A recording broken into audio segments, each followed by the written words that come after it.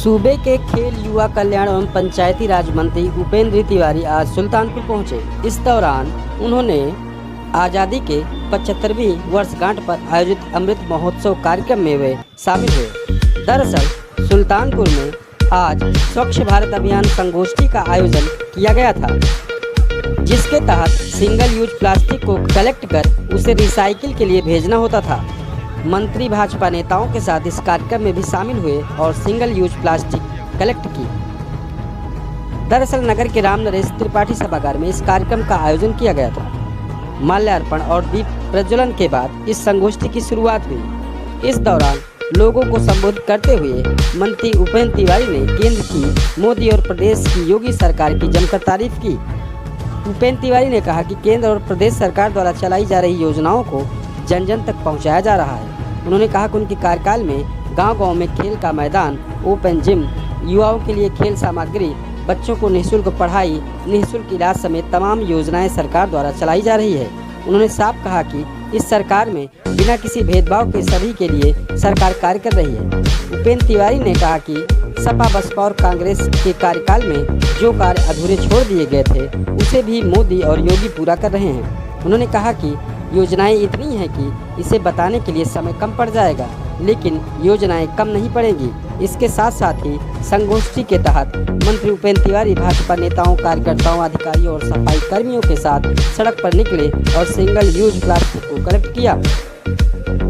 उन्होंने कहा कि पीएम मोदी के आह्वान पर इस सिंगल यूज प्लास्टिक को कलेक्ट कर इसे रिसाइकिल के लिए भेजकर राष्ट्र निर्माण में सहयोग किया जाएगा।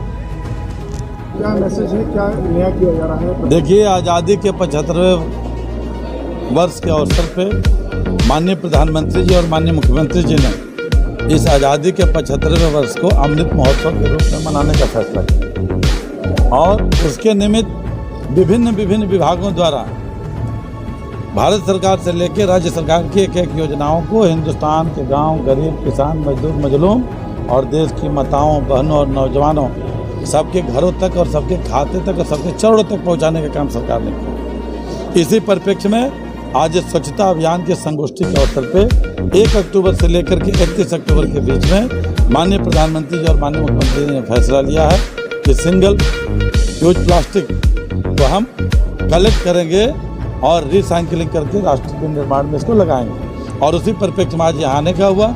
जहाँ तक बात है युवाओं से आप पूछने की बात की, हमने युवा कल्याण मंत्री हूँ, मैं कह सकता हूं कि पहली बार आज़ादी के 74 साल के इतिहास में माननीय मुख्यमंत्री जी ने जियो आदेश जारी किया है, जिसमें ग्राम विकास विभाग, पंचायती राज विभाग, युवा कल्याण विभाग को मिला के गाँव-गाँव में खेल का मैदान, गाँव-गाँव में ओपन जिम और गाँव-गाँव में नौजवानों को खेलने के लिए सुविधाएँ, बच्चों को पढ़ने के लिए, पढ़ाने के लिए कायाकल्प योजना के तहत मुफ्त में पढ़ाई, किसानों के लिए मुफ्त में सिंचाई, अगर कोई गरीब किसी की तबीयत खराब हो जाए तो मुफ्त में दवाई, और इसके अलावा जिसके लिए भी जो आवश्यकता हो, यह पहली ऐसी सरकार मोदी जी और योगी जी की है जो समाज के हर एक तबके के लिए बिना भेदभाव के सबका साथ, सबका विकास, सबका विश्वास और सबके प्रयास के साथ सबके हित में सेवा का काम कर रही है। और उसी परिप्रेक्ष्य में हम सब मंत्री जी, यहाँ स्टेडियम बना हुआ है जी, के अलावा अभी बना हुआ नहीं है, बन रहा है, साल भर हो गया बन रहा है। अभी मैं आया, अध्यक्ष जी हमारे साथ थे, चेयरमैन साहब थे, विधायक जी भी थे। चर्चा लोग कर रहे थे कि जिस तरीके से बाउंड्री हुई है, मुझे याद है कि पिछली बार कोरोना के निमित्त हम लोग आए थे, उसका भूमि पूजन करके गए।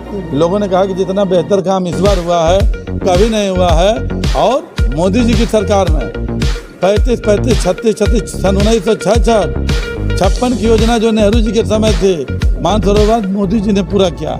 तो जो सपा, बसपा, कांग्रेस के समय के जो पुराने अधूरे काम है सब योगी जी और मोदी जी की सरकार करे, हम लोग भी। और भव्य पूरा जितना कहा गया उससे ज़्यादा बनेगा। अन्य प्लानिंग पूरा 5 करोड़ से ऊपर रुपये यहाँ पे आया है। और कुछ यहाँ के जनप्रतिनिधियों द्वारा डिमांड की गई है, माननीय विधायक जी का भी बहुत प्रयास रहा है और में डिमांड की गई है, वो अभी पैसा भेजा जा रहा है और यथाशीघ्र वो काम पूरा होगा।